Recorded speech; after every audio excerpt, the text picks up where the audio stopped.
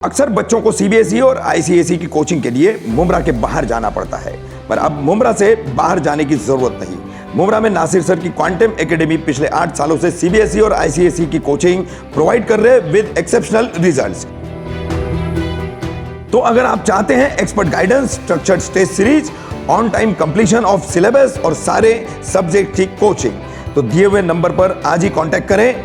Admission are open for 7th standard to 10th standard CBSE and ICSE board. घूर कर देखने को लेकर हुआ नाबालिगों में विवाद, एक नाबालिग पर किए गए कई वार। कौसा खड़ी मशीन रोड की वारदात।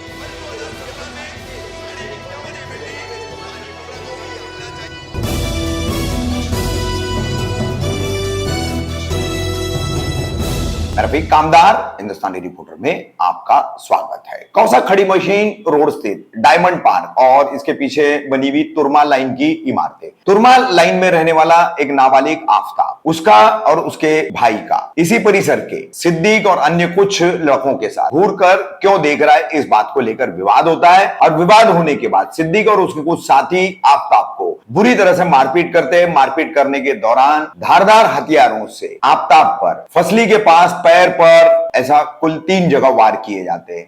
आफ्ताब को टाके आते हैं, हालत बेहद खराब होती है। उसे लगभग 6 दिन कलवा छत्रपति शिवाजी महाराज अस्पताल में डॉक्टर इलाज के लिए भर्ती रखते हैं। ये वारदात हुई है 24 अप्रैल को और इसका सीसीटीवी फुटेज भी है, हम आपको दिखा रहे हैं। इस वारदात को लेकर आफ्ताब ने क्या कहा और उसके मामा है, उसके मामू इमरान ने, उन्होंने क्या जानकारी दी, वो हम आपको दिखा रहे हैं। एफआईआर तो इसमें दर्ज हुई है धारा 324 और 504, 506 के तहत, मगर अब तक कोई गिरफ्तारी नहीं हुई है। पुलिस का कहना है कि मारने वाले बच्चे भी माइनर हैं, तो एफआईआर के वक्त इस बात का ध्यान क्यों नहीं रखा गया। और दूसरी तरफ सबसे अहम बात, नाबालिग है, माइनर है, तो हथियार इस्तेमाल करके किसी को भी घायल कर देंगे, किसी पर भी जानलेवा हमला कर देंगे, तो कानून क्या कोई कार्रवाई नहीं करेगा।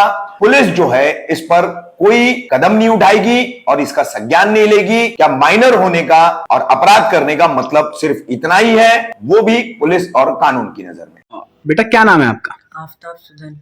आफ्ताब, आपके साथ कुछ मारपीट हुई है, हाँ। ये कहाँ पर हुई है और ये कब हुई है? डायमंड हॉल के पास संडे के दिन शाम में 4 बजे के आसपास।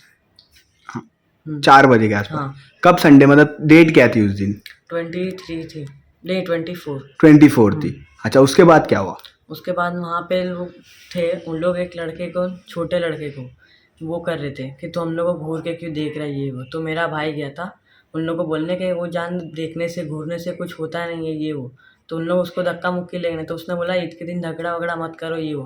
तो उन लोग उसको धक्का वक्का देने लगे, फिर उसने भी उन लोग को हल्का धक्का वक्का दिया, तो इसमें से एक ने चाकू निकाल लिया। अब वो मार के उसको जा रहा था मारने उसको भाग के, तो मैंने आके उसको धक्का दिया, तो उसने आके मेरे को मार दिया डायरेक्ट पैर पे। फिर उसके बाद में एक था, उसने मेरे को ऐसा पीछे से धक्का देकर ऐसा हाथ हिलाया, मेरा ये साइड घुमाया। नाम बता। शहबान था उसका नाम। फिर उसने मेरे को मार दिया पीछे। कितने लोग थे मारने में? 3 लोग थे। क्या हथियार क्या था उन लोगों के पास? चौपर था शायद, इतना चौपर था। हाँ। क्या नाम था उन लोगों का? जिसने चौपर मारा था उसका नाम सिद्दीक था, और जो एक साथ में था उसका नाम शहबान था, और एक का नाम आयान। अच्छा, ये तीनों थे। हाँ। उसके बाद आप छत्रपति शिवाजी हॉस्पिटल गए। हाँ। अभी बता रहे थे आपकी एडमिट थे वहां पर। हाँ। तो कितने दिन एडमिट थे? 6 दिन। 6 दिन एडमिट थे। तो जहां जहां आपको मार लगा है, तो कितने टाके आए आपको? यहाँ पर 2 टाके आए हैं पैर पे? हाँ। अच्छा। और यहाँ पर शायद 2 या 3 ही आए, और यहाँ का इतना पता कमर के पास कितने टाके आए? यहाँ पे 2 या 3 आए शायद। 2 से 3 टाके आए।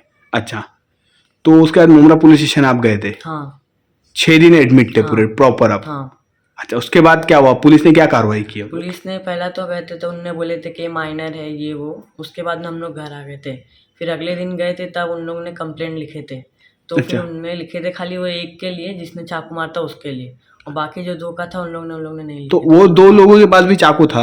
नहीं, उन लोग के पास कुछ नहीं था, लेकिन उन लोग साथ में मार साथ में थे, साथीदार थे मतलब? साथ में थे। हाँ। अच्छा, भाई क्या नाम है आपका? भाईजान मेरा नाम इमरान है। अच्छा, मेरा भांजा है। आफाक जो है आपका भांजा है। है। तो आप मुंब्रा पुलिस स्टेशन से लेके एडमिट हुआ था जब से आप साथ में थे? प्रोसीजर में मैं साथ में था। हाँ, तो क्या पूरा मामला था? ये बासी ईद के दिन का 4:30-5 बजे के बीच का वाकया है। जब ये वाकया हुआ तो हम लोग, मेरी बहन और मेरे बहनों ने सडनली उनको चौकी पहले लेकर गए थे, तो चौकी वालों की एडवाइस पे शिवाजी में लेकर गए। अच्छा। शिवाजी में लेकर गए, जो प्रोसीजर हॉस्पिटल का था, जैसे सोनोग्राफी ये वो सब कराए। तो उसके बाद करने के बाद में और डॉक्टर जो थे उन्होंने बोला एडमिट करना पड़ेगा, क्योंकि एक इंजरी इसकी ज़्यादा सीरियस है, जिसकी वजह से लंग्स के पास पानी जम गया है।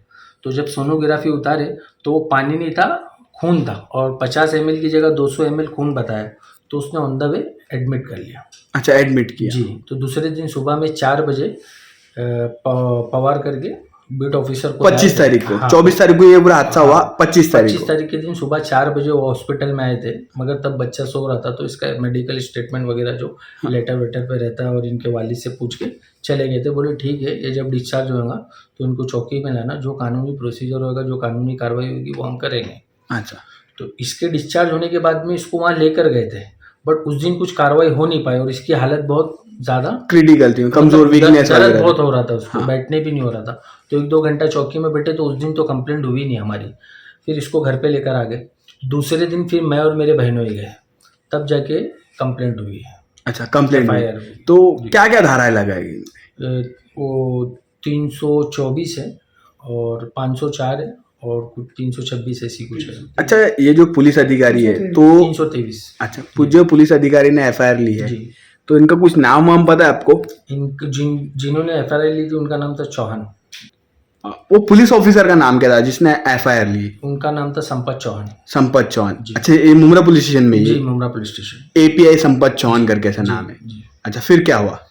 बस तो ये FIR लिख के हमको बोले कि ठीक है, अभी ये हो गया है, अभी आप लोग जाओ, हम लोग क्या है देखते हैं, प्रोसेस करेंगे। प्रोसेस करते हैं। तो आरोपी को अरेस्ट वगैरह किया है अभी अभी तक सर कुछ नहीं हुआ है, और उल्टा 2 दिन, अभी ये 2 दिन पहले मेरे छोटे वाले भांजों को फिर वही लड़के लोग घूर के देख रहे थे, वो सौदा लेके आ रहा था, तो उल्टा उन्होंने ये कहा कि यार इसके, मेरे भांजे को देखते हुए कि यार इसके बड़े वाले को ज़बरदस्ती मारे, इसको मारना चाहिए था।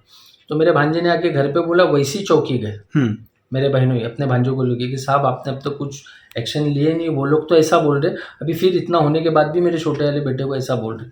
तो उन्होंने फ़ोन करके वहाँ से कांस्टेबल भेज के यहाँ से उन लोगों के, लड़के लोगों के माँ बाप को घर पे से बुलाए थे चौकी में। फिर उसके बाद में सर क्या हुआ मालूम नहीं, मगर जो मेन वहीद है ना, उसके ऊपर अभी तक का कुछ भी एक्शन नहीं हुआ है। सिद्दीक जो सिद्दीक है। हाँ, उस जिसने मेन स्टेपिंग किया है, अच्छा, वो सिद्दीक अभी भाई तक हाजिर 6 दिन आपका भांजा एडमिट था। बिल्कुल। एडमिट होने के बाद फिर FIR हुई। जी। कहीं ना कहीं पुलिस ने इसमें ढील दी है ऐसा नजर आ रहा है। जी बिल्कुल, मतलब ढील नजर आ रही है जी, पूरी जी, तरीके से। बिल्कुल। अभी तक आरोपी भी अरेस्ट नहीं किए। वो 6 दिन में भी डील हुई। हमारे हॉस्पिटल से आने के बाद बोल, जैसा उन्होंने कहा था कि जिस दिन डिस्चार्ज होगा वैसे ही लाना। तो क्यों हो रही है इतनी वही- ढील, क्यों हो रही है? मुमरा पुलिस ऐसा क्यों कर रही है? अब सर इसका तो वही लोग कुछ जवाब दे सकते हैं, हमको तो इस बारे में कुछ इल्म नहीं है। हम लोग उनके बोलने के हिसाब से जैसा जैसा उन्होंने कहा हम लोग ने वैसा वैसा करे। डिस्चार्ज एडमिट करने बोला, एडमिट करने गए। डिस्चार्ज होने के बाद में बुलाया, चौकी गए, बट उस दिन हमारी FIR भी नहीं हुई। अच्छा, अब ये 1-2 घंटा बैठने की कंडीशन में नहीं था, तो हम लोग 2 घंटा कम से कम वेट किए थे। तो इस पूरे मामले को लेकर जी। वरिष्ठ पुलिस अधिकारियों से क्या अपील करना चाहोगे आप? बस हम तो यही चाहेंगे कि भाई जल्द से जल्द जो हमारा कानूनी कार्रवाई हो। कानूनी कार्रवाई करके हमारा इंसाफ दिलाओ। ये छोटा सी बच्चा, आप इसकी सेहत देखिए, इसको खून चढ़ाने की नौबत आ अभी गई। जो धमकी दे रहे हैं, अभी भी धमकी दे रहे हैं। अभी कॉलेज स्टूडेंट है, कल को इसका आना जाना कॉलेज कोई बड़ा हादसा हो गया तो उसका जिम्मेदार कौन? उसका जिम्मेदार कौन है सर? कानूनी कार्रवाई कीजिए। वहाँ पे जैसे चौकी में हमको बोला जा रहा है वो माइनर है, ठीक है, माइनर होने के ये मतलब थोड़ी कि कुछ भी करने का हक मिल गया उसको। अब मेरा भांजा भी तो माइनर है ना, ये कौन सा बालिग है? ये भी तो सर माइनर है ना। बट माइनर होने का ये मतलब नहीं कि उसको अधिकार हो गया कि वो कुछ भी बड़ा क्राइम कर लेवे। जब तक उसको बुला के कुछ ताकीद नहीं करोगे तो वो कंट्रोल में कैसे आएगा? इतना छोटा सी बच्चा अव्वल तो चाकू लेके घूम रहा है। सबसे पहला मेरा सवाल, 3 जन का बाकायदा ग्रुप बनाया गया है उन लोगों का, और उन लोग स्टेपिंग कर रहे हैं, और माइनर की अभी तक एज में है, तो इसका क्या होगा? आगे चल के क्या होगा? आगे जाके और बड़ी चीज और कर बड़ी चीज कर क्राइम करेगा। और अभी तक उसको हाजिर भी नहीं किया है। जो मेन सिद्दीक है वो अब तक चौकी में हाजिर नहीं हुआ है। ठीक।